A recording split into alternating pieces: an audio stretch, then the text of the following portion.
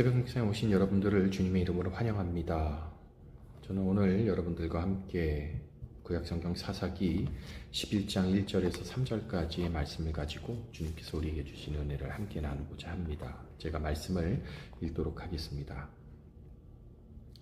길르앗 사람 입다는 굉장한 용사였다. 그는 길르앗이 창녀에게서 낳은 아들이다. 길르앗의 본처도 여러 아들을 낳았는데 그들이 자라서 입다를 쫓아내며 그에게 말하였다. 너는 우리의 어머니가 아닌 다른 여인의 아들이므로 우리 아버지의 유산을 이어받을 수 없다. 그래서 입다는 자기의 이복 형제들을 피하여 도망가서 도비라 하는 땅에서 살았는데 건달배들이 입다에게 모여들어 그를 따라다녔다. 아멘. 새벽 묵상에 오신 여러분들 위해 예수 그리스도의 은혜와 평화가 함께 하시기를 간절히 바랍니다.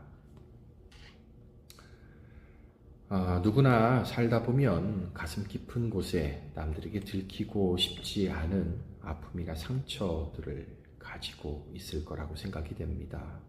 그런 것들을 하나씩 품고 살아가죠.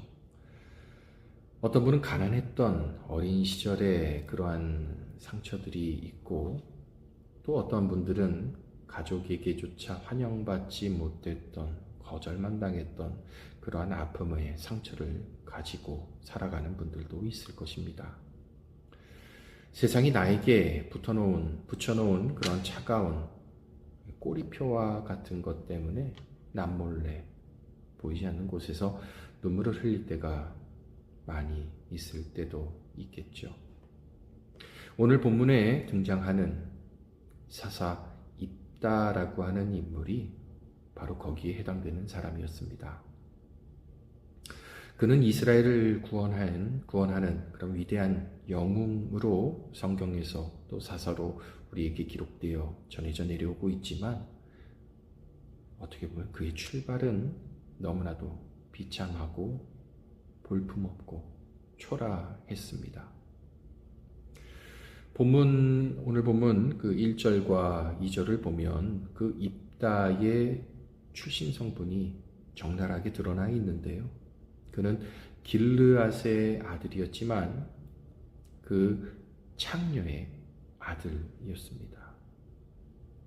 그는 태어날 때부터 세상의 손가락질을 받으며 환영받지 못했던 존재였죠.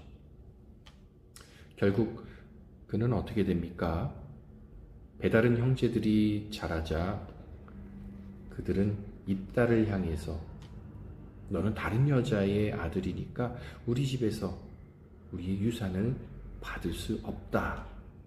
그러면서 그를 매몰차게 내쫓는 그러한 장면이 오늘 본문 가운데 나타나 있죠.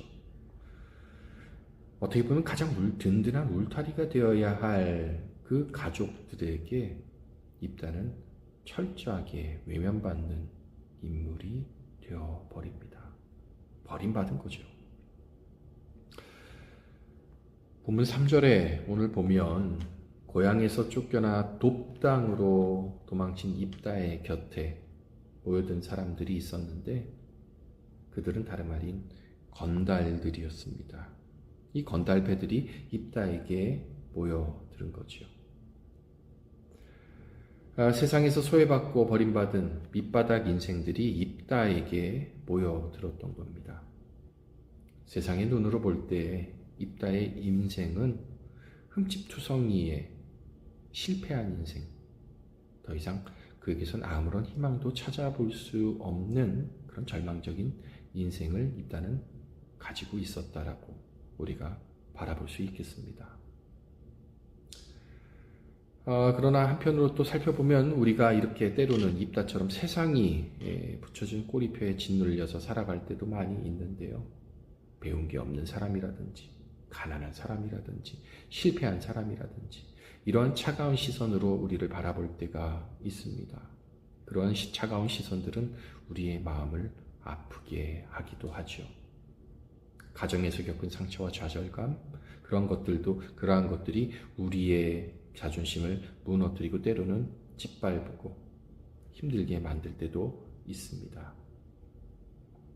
그러나 여러분, 하나님께서 이 버림받은 입다, 당시 창녀의 아들로 또 가정으로부터 버림받았던 입다를 하나님께서 어떻게 부르셨는지 저는 여기에 주목하고 싶습니다. 1절의 가장 첫 문장 어떻게 시작합니까? 길르앗 사람 입다는 굉장한 용사였다라고 우리에게 성경은 알려주고 있죠. 세상은 입다를 창녀의 아들, 건달들의 우두머리, 쫓겨난 자, 가족으로부터 버림받은 자라고 그 당시 불렸을지 모르겠지만 우리 하나님은 그를 누구보다도 가장 먼저 커다란 굉장한 용사라고 선언하시죠. 하나님의 시선은 세상의 시선과 이렇게 달랐습니다. 하나님은 입다의 그 초라한 출신 성분이나 그가 가진 그 뼈아픈 상처들, 그가 올려 다니던 건달들을 보신 것이 아니라 하나님 안에서 그가 장차 이루어낼 입다 안에 있는 그 위대한 가능성을 하나님께서는 주목하고 바라보셨던 거죠. 결국 하나님은 세상에서 가장 쓸모없어 보이던 이 버림받았다라고 사람들에게 손가락질 당했던 입다를 들어 쓰셔서 암몬 족속의 잔인한 압제로부터 날 이스라엘을 구원해내는 영광스러운 사사의 역할로 수행할 수 있게끔 세워주셨다라고 하는 사실입니다. 어떻게 보면 부서진 돌멩이와 같았던 그의 인생을 하나님 나라의 가장 빛나는 모퉁이 돌로 주님께서는 바꿔주셨다라고 하는 거죠. 사랑하는 성도 여러분, 이 새벽 묵상에 함께 하시는 모든 여러분, 오늘 여러분을 짓누르고 있는 삶의 그러한 상처와 꼬리표가 혹여나 있습니까? 세상의 기준에 따라 나를 맞추며 스스로 깎아내리고 억울한 내 환경을 탓하며 좌절하는 주저앉아 있는 그러한 분들이 혹여나 계시지는 않습니까? 그렇지만 이제부터는 세상의 차가운 시선이나 그런 내 안에 정지하는 목소리들이 있다면 그런 것들의 목소리에 귀를 좀 닫아 주시길 바랍니다. 오늘 하나님께서 입다를 향해 너는 굉장한 용사야, 커다란 용사야라고 선언하셨던 것처럼 십자가의 피값으로 구원받은 우리를 향해서도 주님은 똑같이 동일하게 말씀하고 계십니다. 얘야, 너는 사랑하는 내 자녀다. 너는 나의 위대한 용사, 커다란 용사, 굉장한 용사란다. 주님께서는 그렇게 말씀하고 계시다라고 하는 거죠. 세상으로부터 손가락질 당했다든지 또 아니면 누군가 지인으로부터 상처를 받았다든지 인간과의 사이에서 아픔을 겪었다든지 이런 실패의 기억들을 오늘 다 십자가 앞에 주님 앞에 내어놓으며 나아가면 좋겠습니다. 나의 약점까지도 나의 아픔까지도 들어써 주시는 분, 그분이 바로 우리 주님이라고 하는 사실, 바로 그 사실을 기억하면서 오늘 하루도 주님의 은혜 아래 나아가는 저와 여러분들 되시기를 주님의 이름으로 간절히 바랍니다. 제가 잠시 기도하겠습니다.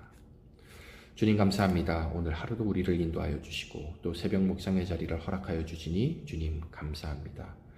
주님을 바라보는 그러한 마음을 품고 나아가는 저와 우리 모든 새벽 묵상에 함께하는 모든 지체들 될 수 있도록 인도하여 주시옵소서.